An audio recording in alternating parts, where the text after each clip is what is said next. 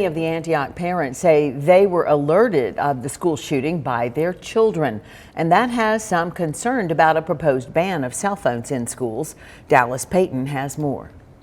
Hamilton County School Board Chairman Joe Smith says cell phones have been banned inside of classrooms for the last 2 years. Smith explains that the verbiage of the policy is similar to a new bill proposed by Tennessee Senator Todd Gardenhire and House Representative Dan Howell.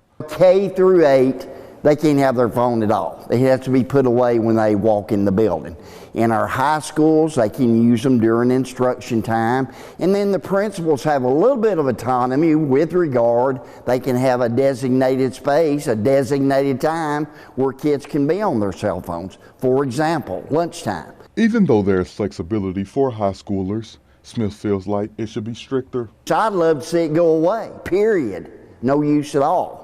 But there's a lot of disagreements on the board of how that should be handled.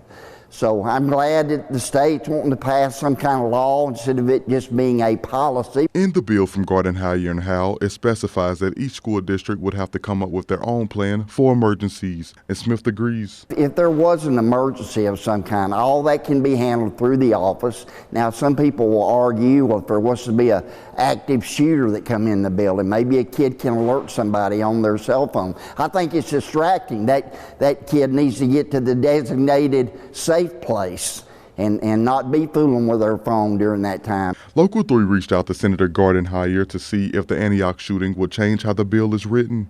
Gardenhire says the only solution is finding out why the shootings are happening and finding out what the state can do, such as allocating mental health resources for prevention.